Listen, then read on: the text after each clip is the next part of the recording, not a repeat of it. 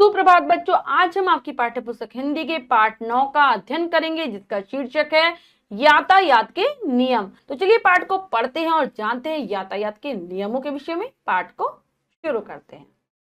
पाठ 9, यातायात के नियम। प्रस्तुत पाठ के माध्यम से लेखक ने यातायात के नियमों का वर्णन किया है। तो यातायात यानी कि जब भी हम सड़क पर चलें तो हमें किन नियमों का पालन करना होता है, वो हैं ये सारे नियम। सड़क के किनारे लगे खंबे पर कबूतर अपने परिवार के साथ रहता था। वह सड़क 4 भागों में बटी हुई थी। इसे चौराहा कहते हैं। इस खंबे पर लाल बत्ती, हरी बत्ती और पीली बत्ती लगी हुई थी। कबूतर पुत्र ने अपने पिता से पूछा, पिताजी यहाँ 3 बत्तियां क्यों लगी हैं? तो कहानी शुरू होती है सड़क से, जहां पर एक खंबा लगा हुआ है। ठीक है, किनारे पर, सड़क के किनारे पर एक खंबा लगा है, वहां पर रहता है कबूतर का परिवार और वह सड़क 4 भागों में बटी हुई है।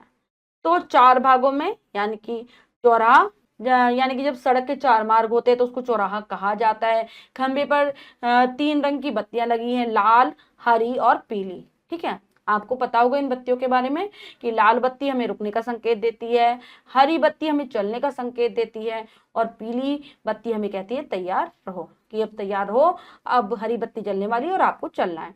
तो पूछता है कबूतर कि ये यहाँ 3 बत्तियां क्यों लगी हुई है?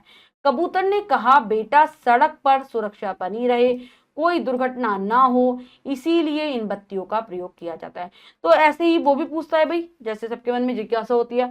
तो जो कबूतर का बच्चा है वो अपने पिता से पूछ रहा है कि 3 बत्तियां क्यों लगी है। तब कबूतर उसको बता रहा है। कबूतर ने कहा, बेटा सड़क पर सुरक्षा बनी रहे, कोई दुर्घटना ना हो, इसीलिए इन बत्तियों का प्रयोग किया जाता है। तो क्या समझाता है उसे कि सड़क पर सुरक्षा अच्छे से, मतलब हर कोई आने जाने वाली जो गाड़ियां हैं, जो लोग इधर उधर गुजर रहे हैं, वो आराम से निकल सके, कोई दुर्घटना ना हो, यानी कि कोई बुरी घटना ना हो, इसीलिए इन बत्तियों का प्रयोग हम करते हैं। वहीं कबूतर की पुत्री बैठी अपनी चोंच में तिनके को दबा दबा कर खेल रही थी। वह बोली, अरे भैया आप इतना भी नहीं जानते। तो वहीं पर, क्योंकि कबूतर के परिवार में उसका बेटा था, बेटी भी थी, तो वो अपनी चोंच में बार बार तिनकों को दबा रही थी, वहीं पर वह खेल रही थी। भैया की बात सुनकर वो अपने भाई से कहती, आपको इतना भी नहीं पता कि बत्तियां क्यों होती है? कबूतर पुत्र को यह सहन नहीं हुआ कि उसकी अनुजा उससे अधिक जाने। उसने उसे डांटते हुए कहा, ठीक है तू चुप कर, तुझसे ज्यादा तो मैं ही जानता हूँ, लाल बत्ती जलने पर रुकना होता है। तो जो कबूतर का बेटा था उसको गुस्सा आ जाता है अपनी बहन पर कि वो उससे छोटी है और उससे ज्यादा जानती है। तो उसको ये बात अच्छी नहीं लगती। वो कहता है, तू चुप रह, ज्यादा मत बोल, मुझे सब पता है, मुझे पता है कि लाल बत्ती जब जलती है तो रुकना होता है। और पीली बत्ती जलने पर कबूतर की पुत्री ने पूछा। कबूतर को यह पता था कि उसका पुत्र इसका उत्तर नहीं जानता, उन दोनों में विवाद ना हो, इसीलिए वह बीच में बोल पड़ा, जब पीली बत्ती जले तब रुकने वालों को चलने की प्रतीक्षा करनी पड़ती है। तो अब कबूतर की पुत्री तो ज्यादा होशियार थी। वो कहती है, अगर पीली बत्ती जलने पर क्या होता है? तो ये बात उसके पुत्र को नहीं पता थी। ये बात कबूतर समझ गया कि अगर ये बता नहीं पाया तो फिर इन दोनों में लड़ाई झगड़ा हो जाएगा, इसलिए लड़ाई झगड़े से बचने के लिए वह खुद ही बोल देता है कि पीली बत्ती जले तो यानी कि जो रुके हुए हैं लाल बत्ती के जलने पर, अब उन्हें तैयार रहना है कि अब उन्हें आगे चलना है। पिता का उत्तर सुनकर कबूतर की पुत्री संतुष्ट नहीं हुई। वह अपने भाई से सुनना चाहती थी, जिसे इसका पता नहीं था। तो ये कबूतरी को, यानी कि कबूतर की पुत्री को ये बात अच्छी नहीं लगती कि उसके पिता ने उत्तर दिया। मैं तो अपने भाई से जानना चाहती थी, क्योंकि उसे पता था उसके भाई को कुछ पता नहीं है। वह चिढ़कर बोली, पिताजी आपने क्यों बता दिया? इसलिए वो चिढ़ सी जाती है, कहती है कि आपने क्यों बताया? कबूतर का पुत्र बोला, जैसे मुझे तो पता ही नहीं था। अब कबूतर का पुत्र भी, क्योंकि लड़ाई में तो पूरे महारत हासिल होती है सबको, तो कहते हैं कि जैसे मुझे तो कुछ पता ही नहीं था। हाँ हाँ आपको पता नहीं था। तो वो भी कह देती कि हाँ हाँ आपको पता नहीं था, आप बता नहीं पाते। तू चुप हो जा, नहीं तो चोंच चुबा दूंगा। तो गुस्सा आ जाता है कबूतर के पुत्र को। वो कहता है कि चुप हो जा, नहीं तो मैं तुझे चोंच चुबा दूंगा। जा जा बड़ाया चोंच चुभाने वाला। अच्छा, अभी अब उन दोनों भाई बहनों में बहुत ज्यादा झगड़ा हो जाता है। पुत्री कहती है, बड़ाया चोंच चुभाने वाला, तो वो पुत्र चोंच चुभाने के लिए बढ़ जाता है आगे। दोनों भाई बहनों में लड़ाई हो जाती है और फिर ऐसे करते करते उन दोनों में बहुत ज्यादा लड़ाई होने लगती है। कबूतर की पुत्री अपने बचाव के लिए उड़ गई। कबूतर का पुत्र उसका पीछा करने लगा। तो वो अपने भाई से बचने के लिए वहां से उड़ जाती है, वो भी उसके पीछे उड़ जाता है, कबूतर का पुत्र।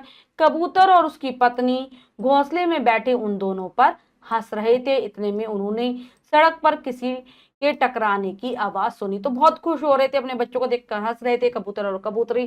तभी उनके हंसी में बाधा पड़ जाती है। उन्हें बहुत जोर से आवाज सुनाई देती है सड़क पर से कि कोई चीज आपस में टकरा गई है।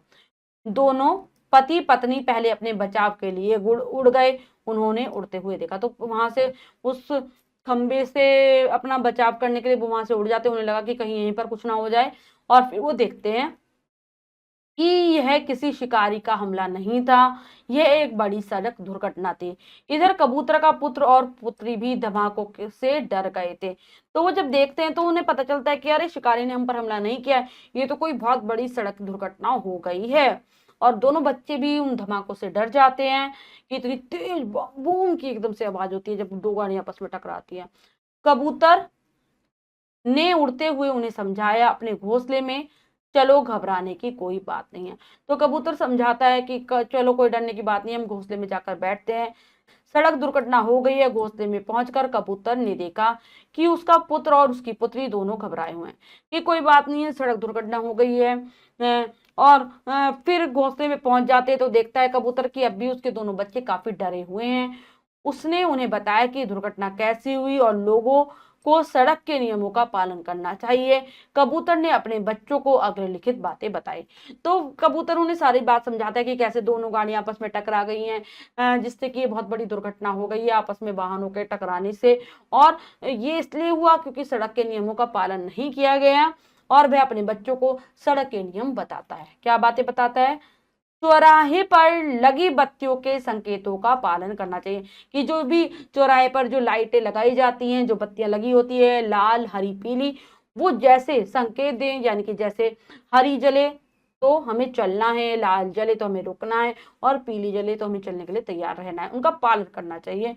गाड़ी तेज नहीं चलानी चाहिए, कभी भी हम गाड़ी बहुत तेज रफ्तार से ना चलाएं, वरना दुर्घटना होने की संभावना रहती है। सड़क पर बने गतिरोधक चिन्हों का ध्यान रखना चाहिए। तो गति को रोकने के लिए कुछ चिन्ह बने रहते हैं सड़क पर, स्पीड ब्रेकर रहते हैं गतिरोधक, जिनको भी उनको भी हम स्पीड ब्रेकर यानी कि गति को हमारी अवरुद्ध करने वाले वो जो होते हैं, वो उनका भी ध्यान रखेंगे हम। कि कई बार ऐसे चिन्ह बने होते हैं कि आगे स्कूल है, आगे कुछ कार्य हो रहा है, पुल है, मतलब ऐसे चिन्ह बने रहते हैं, उसका भी हमें ध्यान रखना चाहिए। मुड़ते समय गाड़ी की गति धीमी कर लेनी चाहिए, यानी कि जब भी हम टर्न ले अपनी गाड़ी को मोड़ें तो गाड़ी की स्पीड हम कम कर लें। आगे जाने वाली गाड़ी से दूरी बनाए रखें, जो गाड़ी हमारे आगे चल रही है उससे हम उचित दूरी बनाए रखें, वरना कई बार होता है कि आगे वाली गाड़ी एकदम से रुके तो हमारे टक्कर लग सकती है। अगली गाड़ी के बाएं से अपनी गाड़ी आगे नहीं निकालनी चाहिए, कि हमारे आगे जो गाड़ी चल रही हो कभी भी हम उसके बाएं से अपनी गाड़ी आगे ना लें, ये भी गलत है।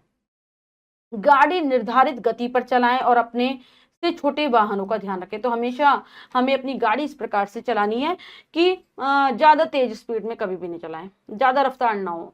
और जो छोटे छोटे वाहन हमारे आसपास से गुजर रहे हैं उनका भी हमें ध्यान रखना चाहिए, कि अगर हम गाड़ी में हैं, हमारे आसपास मान लो कोई स्कूटी पे जा रहा है, कोई साइकिल पे जा रहा है, उसका भी हम ध्यान रखेंगे। चौराहे पर हरी बत्ती चलने पर ही आगे चलना चाहिए, जब हरी बत्ती चले तभी हम आगे बढ़ेंगे। पिता की बात सुनकर पुत्र पुत्री ने चैन की सांस ली, उनके मन से अब भय दूर हो गया था। तो सारी बातें सुनकर अब उन्हें अच्छा लगता है, कबूतर के पुत्र और पुत्री को वो चैन की सांस लेते हैं, क्योंकि उनके मन का डर दूर हो गया था। वे समझ गए कि आदमी गलतियों का पुतला है, वह अपनी गलतियों में स्वयं ही फंस जाता है।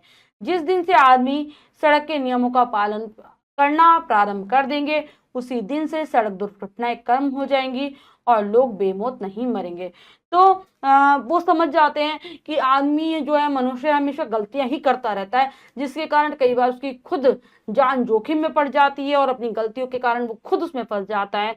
और जिस दिन मनुष्य सड़क के नियमों का सही से पालन करने लगेगा, तो सड़क में जो दुर्घटनाएं होती हैं उनको वो कम से कम होंगी, लोग बिना आई मौत के नहीं मरेंगे। तो बच्चों, आप भी अगर कभी सड़क पर जाते हैं तो आप सड़क के नियमों का हमेशा पालन करेंगे, अपने मम्मी पापा से भी कहेंगे कि वो सड़क के नियमों का पालन करें। कबूतर की पुत्री दुर्घटना स्थल की ओर देख रही थी। वहां पर 3-4 लाशें पड़ी हुई थी। यह देखकर उसके मुंह से निकल पड़ा, पता नहीं आदमी को कब समझ में आएगी। अब जो कबूतर की पुतली थी वहां देख रही थी जहां पर दुर्घटना हुई थी, उस स्थान की तरफ देखती तो वहां पर 3-4 लाशें पड़ी होती है। उसके देखकर उसके मुंह से केवल यही बात निकलती है कि पता नहीं कब आदमी समझेगा, कब उसको अक्ल आएगी। शिक्षा, ये पाठ हमें क्या शिक्षा देता है? हमें सड़क के नियमों का पालन करना चाहिए। हमेशा यातायात के नियमों का हम पालन करेंगे।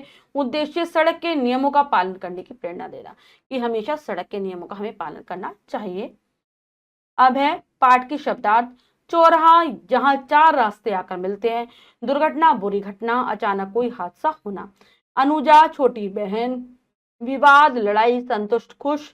धमाका, टक्कर होने से आने वाली आवाज। चिन्ह, निशान, गतिरोधक, गति को कम करने वाला।